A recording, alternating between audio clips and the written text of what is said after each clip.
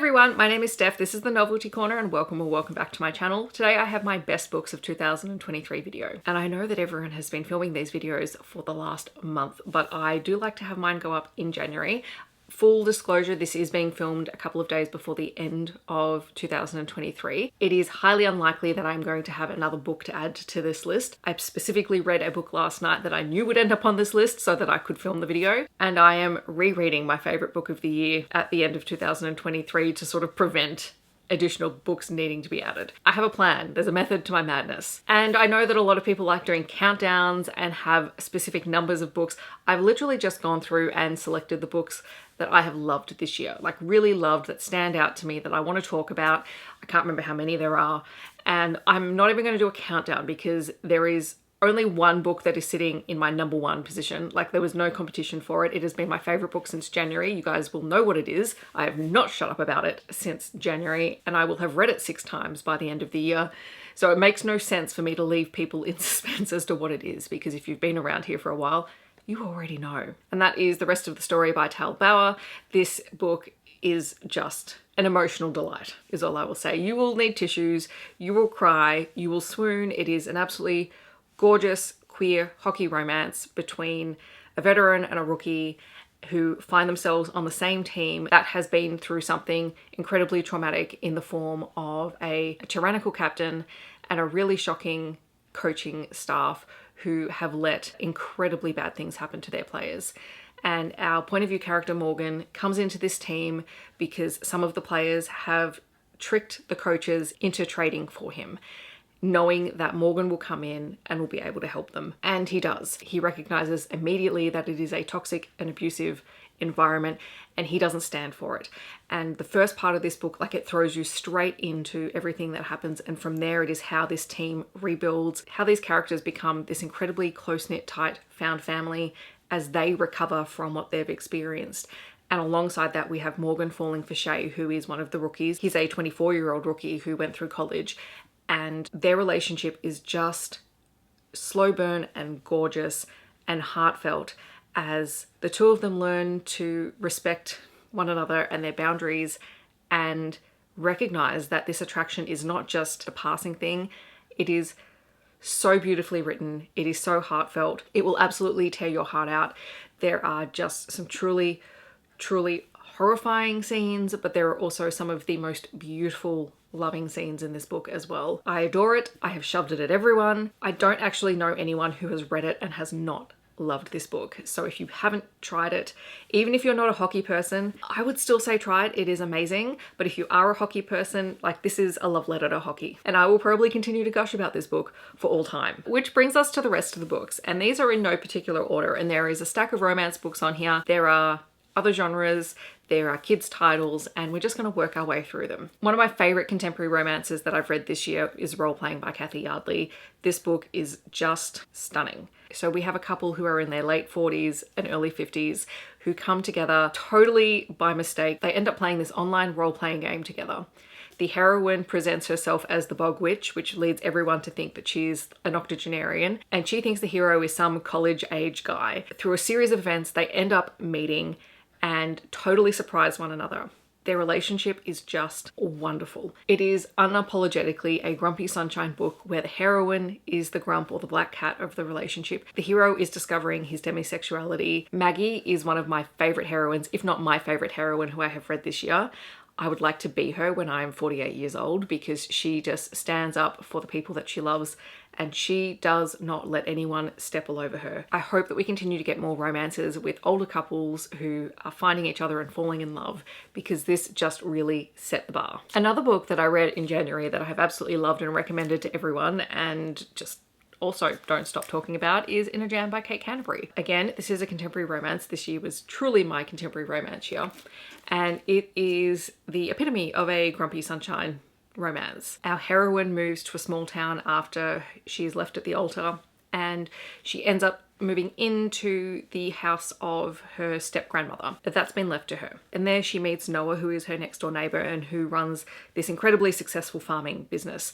And she realizes that she knew Noah when she very briefly lived in this town in her teens, and the two reconnect. But he's very grumpy. He doesn't communicate in full sentences initially, and he is also raising his niece. And his niece is an absolute firecracker of a character. She's one of my favorite child / tiny humans in a book ever. And together Shay and Noah are navigating this relationship. This has a marriage of convenience for the sake of Shay being able to retain her grandmother's property, and also in exchange for Noah having access to the property to continue to develop his farming business. It forces the two of them to spend more time together and to communicate and to unpack the feelings that were left unsaid from their teens. Like, it is a glorious, glorious book, as evidenced by how many tabs I have. Another book that will surprise no one is Pucking Around by Emily Rath. This is the first book in the Jacksonville Rays series. It is a chunky book. No romance book should be 750 pages long and work as well as this one did.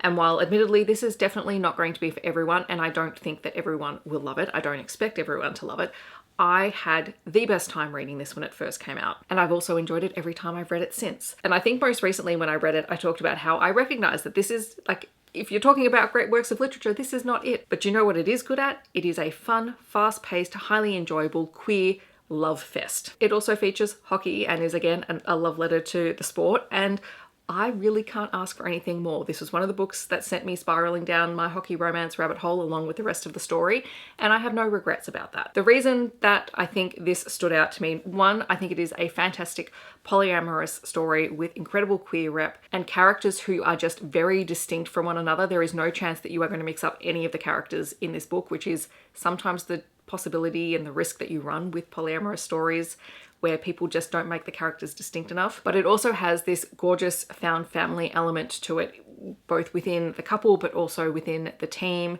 and the way that all of them have their own issues that they're dealing with, whether it's a character realizing that maybe he's not as straight as he thought he was, or characters dealing with health issues, or sort of still dealing with the trauma of losing a career that they thought that they were going to have. Each character felt real, and I thoroughly enjoyed it. The way that Emily Rath writes is very digestible. It's very easy to read. It is very, very fast paced for such a big book. And if it is your thing, it is very hard to stop reading once you pick it up.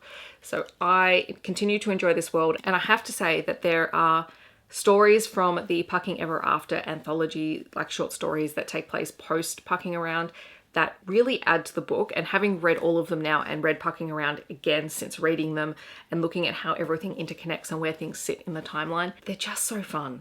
And sometimes you just need fun books on your TBR. Oh, we're only 4 books in, so this is gonna take a while. The next book on my list is The Very Secret Society of Irregular Witches by Sangu Mandana. I think anyone who read this has included this on their best of year list because it is just so cozy and warm and just this hug of a book. It is absolutely wonderful. It is a story of a witch who is very isolated and on her own, who ends up being hired to train 3 young witches who are being raised by a group of caretakers. This goes against everything that she has been taught and raised to believe, because she has been told that witches need to be raised alone, and yet she forms this connection with these 3 girls and also with the people who are raising them. It is just a glorious, beautiful, slow-moving, found family book. I mean, if you can't tell, I love found family stories.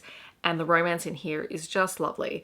It is one of those books that you can curl up on the couch with a cup of tea and just have a really wonderful reading experience. I forgot to get a book off my shelves, but I can't find it at the moment. So we're just going to go with The 7-Year Slip by Ashley Poston, which was a book that Robin recommended to me and I read in a vlog where Robin chose my TBR, and I absolutely loved this book. It was absolutely gorgeous and fun. It is a traditionally published romance, but it has a time slip element, and it is very much like the Lake House film, where you have 2 characters who meet at different points in their life and they have to wait until their timelines catch up for them to really begin to explore their romance. So this is very much a slow burn story. It was just really wonderful, as we have our heroine who ends up staying at her aunt's place, where she's always been told that strange things happen in this apartment, and she realizes quite quickly that that's true, because one day she comes home and there is a guy there who says that her aunt has let him stay there, but they are at 2 points in their life, and the only place that they connect initially is in this apartment. The way that it comes together and the way that Ashley Poston has just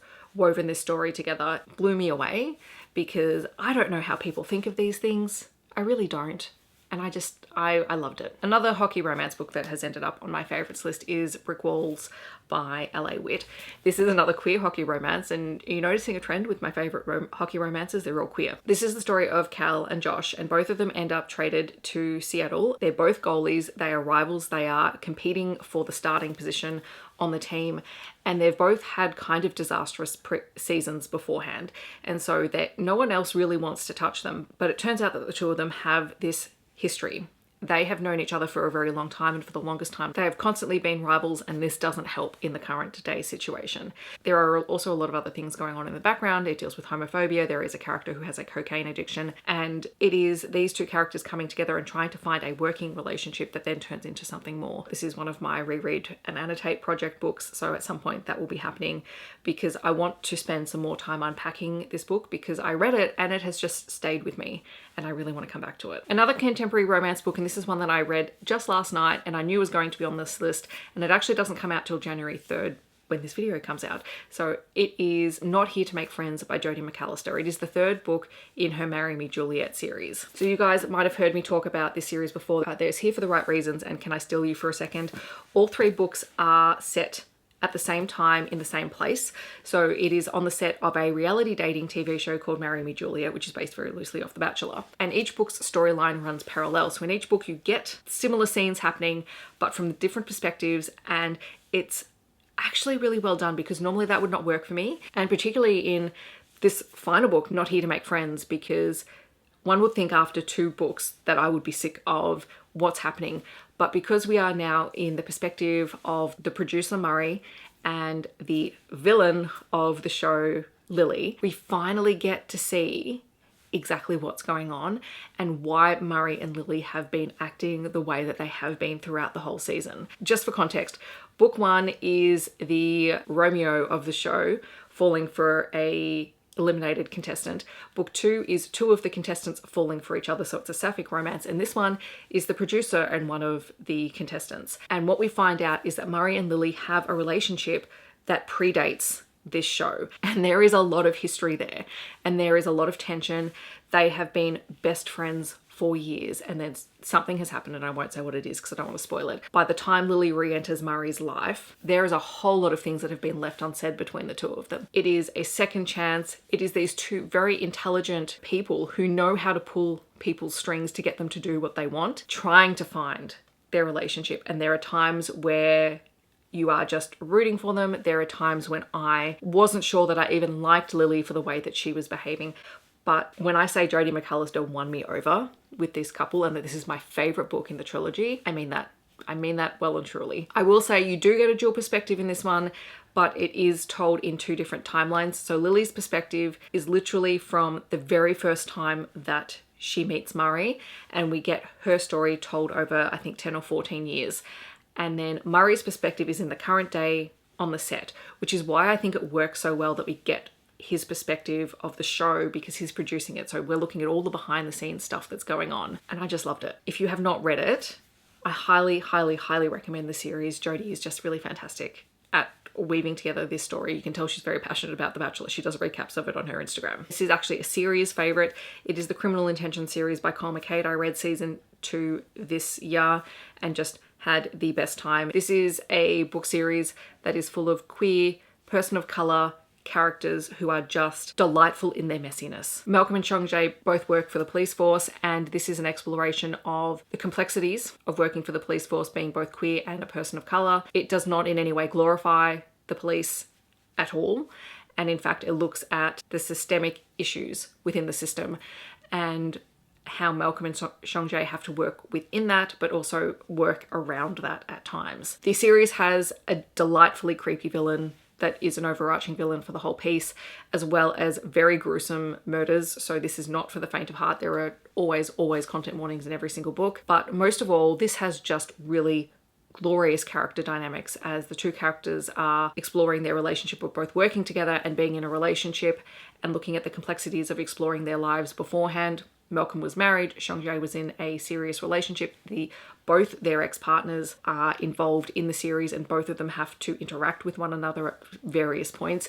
And so there is that really complex real world relationship structure in place that these characters are exploring. I highly recommend this series. It is diverse, it is amazing, and just a really fun series to sink your teeth in if you like romantic suspense or if you like mystery thriller type stories. The Kate Daniels Wilmington Years series that we unexpectedly got this year, and I'm so excited, by Lone Andrews. We've got Magic Tides and Magic Claims. These are novella-ish lengths / shorter novel length additions to the Kate Daniels world, and they are just fantastic. So Kate Daniels is an urban fantasy series with romance thrown into it, and the Kate Daniels world looks at Kate and Curran's life post everything that happens in the original series. They've moved away from Atlanta, they're trying to set up on their own, but they really cannot stop themselves from getting involved in helping other people. They can't help it because they're not the people to stand by while other people get hurt. And so it explores how they really begin to set up and establish themselves on their own, away from the pack, away from Atlanta. And I just thoroughly enjoyed this experience, and I can't wait to get more books from this world. Two books that are definitely not romance at all. One is a horror book, and that is What Moves the Dead by T. Kingfisher. This one was recommended to me by Megan, and in fact the next book was also recommended to me by Megan for the vlog that I did where I read some books that she recommended to me. And this one is just a glorious, gothic, creepy read about a retired soldier who finds out that his friend is dying. So they go back to see her, and there they discover that things are not quite what they seem, and that this house is being plagued by something. And you will not look at fungi in the same way again after reading this, but my gosh, was this an interesting read. It is deeply atmospheric and claustrophobic at times, and I thoroughly enjoyed it. It's also very short, so highly recommend. There is a sequel coming out this year that I'm excited about. And then also from that same video, Comfort Me with Apples by Catherine M. Valente, which I just had a delightful time reading. As soon as you figure out what's going on and what kind of fable that Catherine M. Valente is trying to spin, you get it and you just sit there and go, oh, that's clever. This one is more of an insidious and creepy horror rather than an outright scary horror, in that it is addressing misogyny in a very interesting way.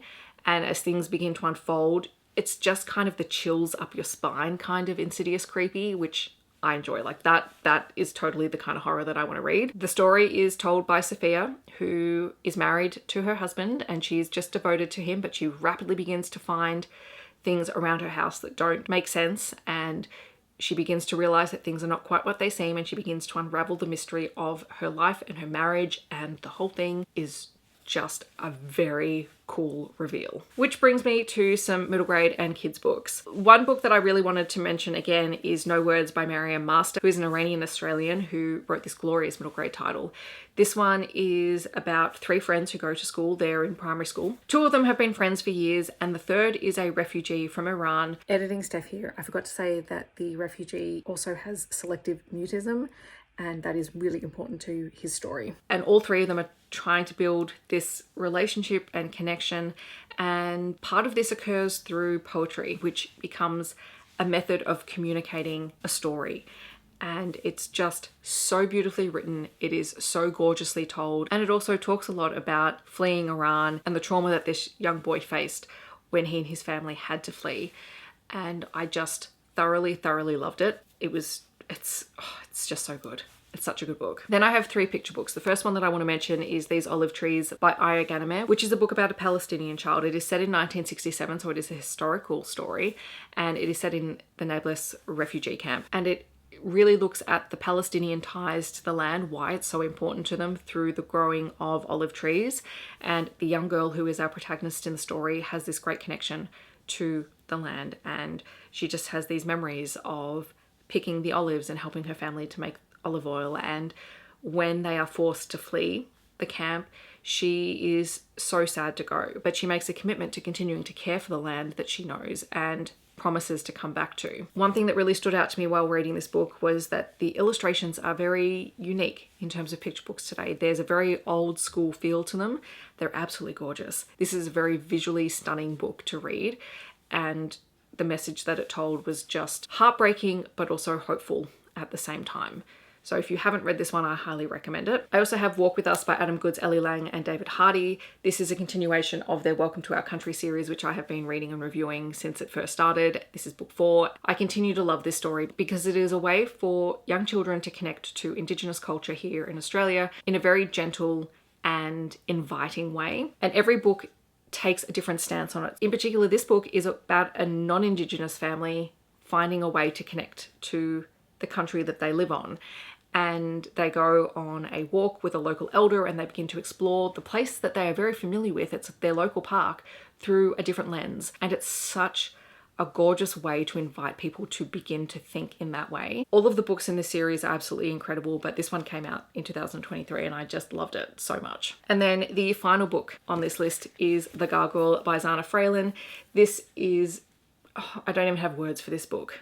It is one of the most visually stunning books I have read all year. The imagery and the word choice is incredibly evocative. This is the story of a gargoyle that has been ousted from its perch because the building that it was perched on is being demolished. And so it is taking its possessions in this suitcase and gets on this train. And everyone ignores this old, leaking gargoyle except for a young boy who's on the train. And the young boy is intrigued by him. When the gargoyle is forced off the train because he doesn't have a ticket, the suitcase is left behind, and inside it the boy discovers that it contains a multitude of memories. It is absolutely glorious. It is an analogy for the way that society treats both older people but also things that are old. It has a very strong environmentalism undercurrent, particularly towards the end of the story, and it is just stunning. All I want to do is give this gargoyle a hug. I don't think I've ever had quite as visceral a reaction to a picture book character as I have in this book, but it is just glorious. And Zana Fralin is an absolute wordsmith. The way that she tells the story is incredible. The word choice is impeccable, and I highly, highly recommend it. So those are my best books of 2023. A bit of an eclectic bunch, but hopefully there are some books in here that you are intrigued by if you haven't read them already. In the comments, I would love to know, what are some of your favorite books from 2023? I won't ask you to pick just one. If you want to share multiples, feel free to. Otherwise, feel free to leave a book stack emoji to let me know that you're here. I hope that wherever you are in the world, you're staying safe and healthy, and I will see you in my next video. Thanks so much for watching. Bye, everyone.